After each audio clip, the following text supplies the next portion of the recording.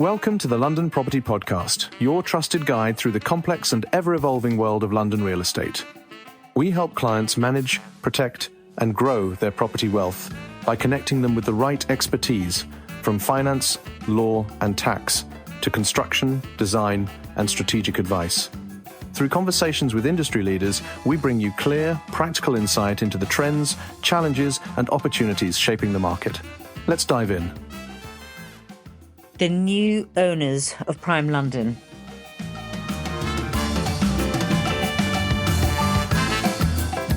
I've watched London property change hands in 3 major corrections. What I'm watching now feels a little different.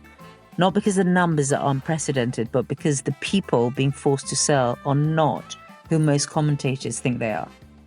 This is not a crash story about over-leveraged developers or buy-to-let landlords caught by the Renters' Right Act.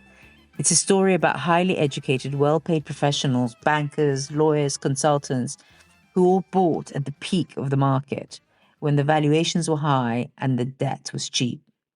And now they're facing a refinancing reality that just doesn't add up. A banker on $400,000 a year on a 5-year fix expiring, a mortgage paying roughly doubled on reset. The maths was manageable at 1%, but at 4.5%, it's a completely different story. So in one of my interviews on my podcast, it was with Hussain Fateh, the CEO of Cloud HQ. And this was going back 2 years. And he said that there was a storm coming.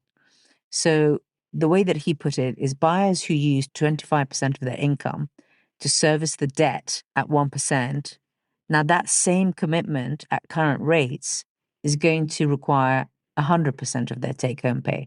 So it's just simply not possible to refinance, and they can't comfortably hold on. And that is basically what we're seeing. So they bought at the top and they can't sell without crystallizing a material loss. So in order to know who all these buyers are, obviously you need to have the right intelligence and be there in the market, actively looking and being represented by the people who've got the intel. The valuation data already reflects this. Surveyors are regularly slashing agreed sale prices by 10 to 17% in London. In parts of Kensington and Chelsea, sellers are taking double-digit hits, and that's just to get the deal done.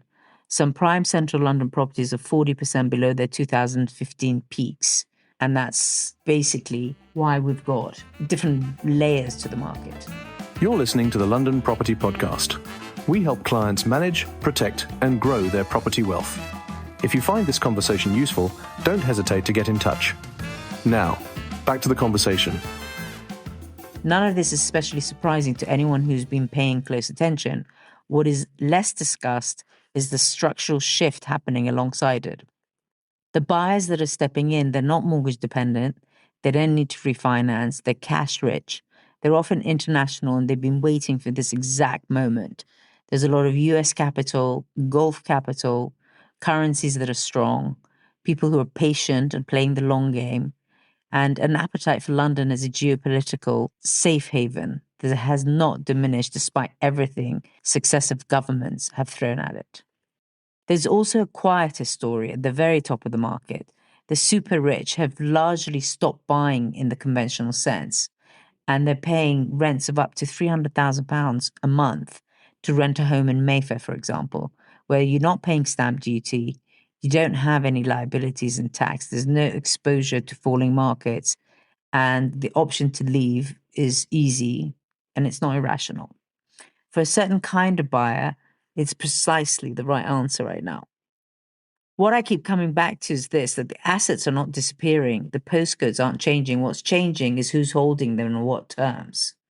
For those of you who are navigating this as owners, the relevant questions are not abstract. If your financing structure was built for a different rate environment, this is the moment to review it properly, not to panic, just to speak to the right people. For those of you who've been watching from the sidelines with liquidity, the opportunities beginning to appear in prime central London are real, but they require knowing which assets are genuinely distressed and which are simply mispriced, and the distinction matters enormously.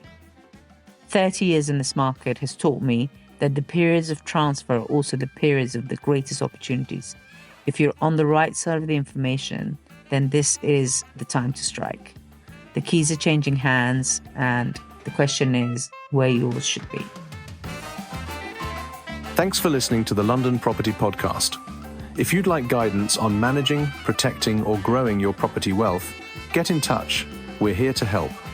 And if this episode proved valuable, share it with someone who takes the market seriously and make sure you're following so you never miss an update.